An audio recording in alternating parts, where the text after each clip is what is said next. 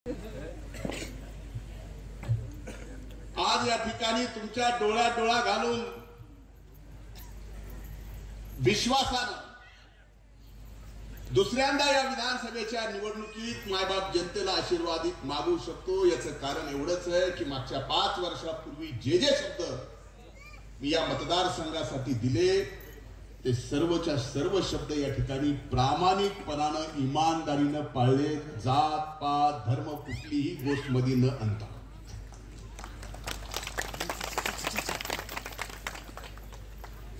ही निवडणूक विधानसभेची ज्यावेळेस लागली, महायुती म्हणून या महाराष्ट्रात भारतीय जनता पार्टी, राष्ट्रवादी काँग्रेस पक्ष, शिवसेना एकत्रित निवडणूक लढण्याचा ज्यावेळेस निर्णय झाला,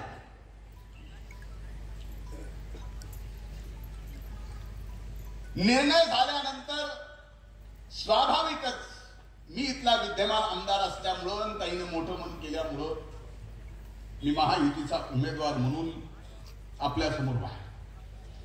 लाडकी बहीण माझी लाडका युवा सगळ्यांपुढे आपुला शेतकरी हवा।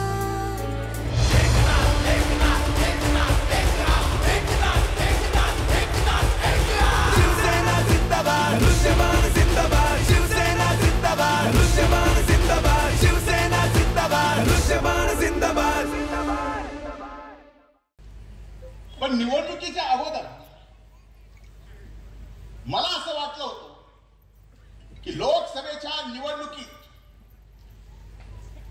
ज्या पद्धतीनं राजकारण झालं, जातीपातीचं, धर्माचं, मला त्यापेक्षा पुढे जाऊन बोलायचं की ते सहज नाही झालं आणि या निवडणुकीत सुद्धा अशाच पद्धतीचं राजकारण व्हावं याच्यासाठी कसे प्रयत्न आणि कुणी केले याचा विचार मी माझ्या भाषणातून सांगणार नाही। झोपताना तुम्ही आज आपल्या ईश्वराला आठवून विचार करा। साधं सोपं केलं, 1 नाही 2 नाही 3 नाही 4 नाही 12 जण तुतारीची उमेदवारी घ्यायला पुढे होते। आई होती, लेक होता, जावाई होता, त्यात अनेक जण आले, एवढे आले मला वाटलं की आता 12-13 जण झाले। मलाच काळजी लागली, म्हणलं 12-13 पैकी उमेदवारी तर एकालाच मिळणार आणि कामाला तर सगळ्यालाच लागतं। आई एकीकडून, लेक एकीकडून, जावाई एकीकडून, सगळेच 12ला 12। मी त्यांच्यात एका नेत्याला म्हणलं, अरे लवकर फायनल करा, अचानक करताल, देणार तर एकालाच आहे, एक देताल 11 जण, त्याच्यापैकी 2-3 जण येडे होतील, कागद याची फिरतील। झालं तसं, पण विचार या गोष्टीचा करा की जे निष्ठावंत तुतारीचे होते त्यांना उमेदवारी दिली नाही, देताना कुणाला दिली? जे बाहेरून आले आणि त्यांना इथं उमेदवारी। आता ती उमेदवारी कशासाठी दिली असेल? तुतारीला जिंकण्यासाठी का पुन्हा या बीड जिल्ह्यात आणि या मतदारसंघात जाती पातीचं, धर्माचं राजकारण अशाच पद्धतीने तेवढ ठेवायचं याच्यासाठी? हे झोपताना विचार करा आणि मग ठरवा की कोण काय करतंय। या ठिकाणी आम्ही विकासाच्या पलीकडे, सामान्य माणसाची सेवा करण्याच्या पलीकडे, त्याची ओळख असो नसो, जो येईल त्याला ज्या ज्या पद्धतीने करता येईल, जे शक्य असेल ते केलं।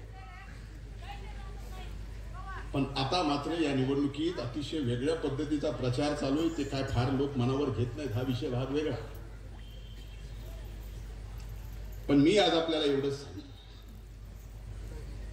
काही असतील, मी असेल, व्यासपीठावर महायुतीचे सर्व माझे सहकारी असतील, आमच्या सगळ्यांची ताकद, मागे असलेले सर्व आणि तुम्ही मायबाप बसलेली जनता याच्या पलीकडे आमची काय ताकद आहे? अरे मी असेल काही असेल आम्ही नावाला उभ्या महाराष्ट्रात आमच्या नावाच्या पाठीमागं तुमची ताकद आहे म्हणून आमचं नाव आहे. हे निमित्त मात्र आहे. ताकद तर तुमची आहे. महाराष्ट्राच्या राजकीय आणि सामाजिक या पटलावरती अस्तित्व तुमच्या ताकदीचं आहे. तुमचं आमचं नाव आहे. पण हे अस्तित्व ताकद लोकसभेत एक प्रयोग केला, यश मिळालं. आता विधानसभेत तसाच प्रयोग करून त्याच पद्धतीचं यश याचा विचार झोपताना करा. कारण आमचं अस्तित्व ताकद सगळे तुम्ही आहात. आम्हाला जे संपवायला निघाले याचा अर्थ ताकद आमच्या मागे जर तुमची असेल तर कुणाला संपवा? आमचं अस्तित्व तुम्ही असाल तर हे अस्तित्व कुणाचं संपवायला बोलू नये अशी माझी विनंती. पण बघा नियतीला काय म्हणणं. आज हे सगळं भरभरून आपल्या सगळ्याकडे बघितल्यानंतर निकालाचं मताचं काय होईल माहित नाही. पण अशी बर्दापुरात भरभरून सभा झाली याच्यासारखं डोळ्यानं बघायचं समाधान दुसरं कुठलंच असू शकत. या निवडणुकीमध्ये अशा पद्धतीचे आरोप बघायचं कामच नाही. आरोप करावे.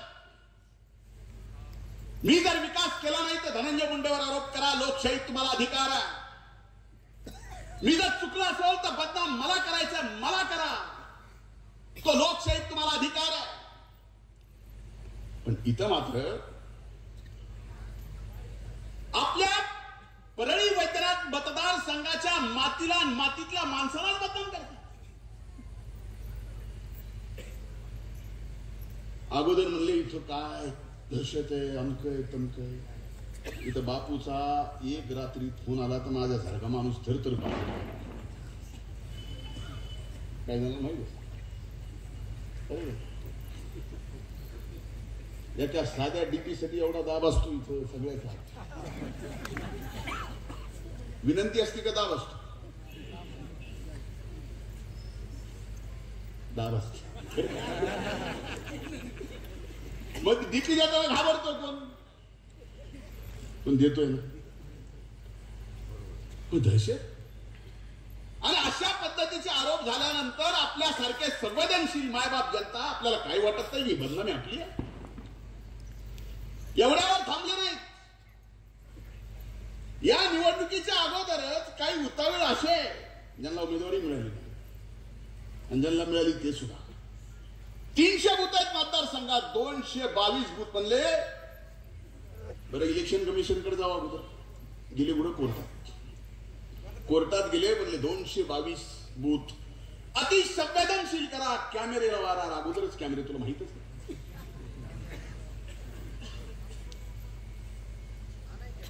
मला तिथं बंदोबस्ताला पोलीस नको, SRP नको, CRP नको, डायरेक्ट मिलिटरी आणा. कोर्टात मिलिटरीच. मला सांगा ह्या 222 बूथ मधली मायबाप जनता जी मतदान करणार हा तुमचा अपमान नाही. आणि ज्यांनी अशा पद्धतीनं कोर्टात जाऊन तुमचा अपमान केला तेच तोंड घेऊन जर तुम्हाला मत मागायला येत असेल आपण ठरवायचं. हा मतदारसंघ, या मतदारसंघातला माणूस, या मतदारसंघातली मातीतला स्वाभिमान, या मतदारसंघाची इज्जत, इब्रत आणि इमान याच्या पलीकडे काही नाही. आज आम्ही राजकारणात आहे. ह्या सगळ्या परिस्थितीमध्ये आम्ही फक्त या मातीतला प्रत्येक माणूस मोठा व्हावा याच्यासाठी प्रामाणिकपणाने, इमानदारीने या ठिकाणी काम करतो. आणि दुसरीकडे मात्र जी लोक आहेत या मातीला आणि या मातीतल्या प्रत्येक माणसाला बदनाम करायचं काम करतायत याचा विचार करा. आता उमेदवाराच्या बाबतीत मी काही बोलणार नाही, नेत्याच्या बाबतीत काही बोलणार नाही. राजा भाऊला त्यांनी म्हणले काहीतरी आता बोलताना म्हणलं काय एखाद्याने आश्वासन द्यावं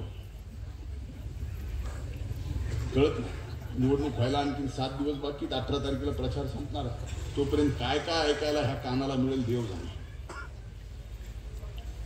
म्हणजे निवडून द्या, या मतदारसंघातल्या सगळ्याच पोरांची लग्न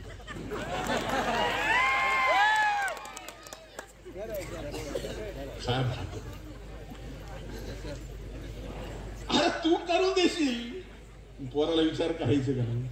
पण पोरा बी तयार होतील पुरी.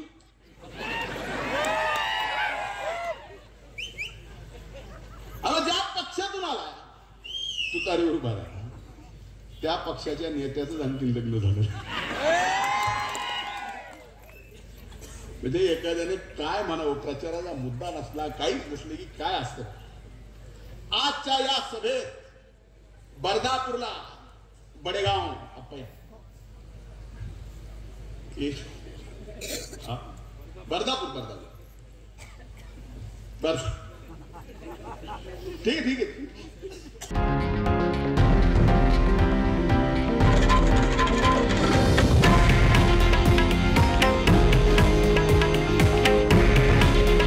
हे आहे देशातील नंबर 1 न्यूज नेटवर्क आणि आपण पाहत आहात TV9 मराठी.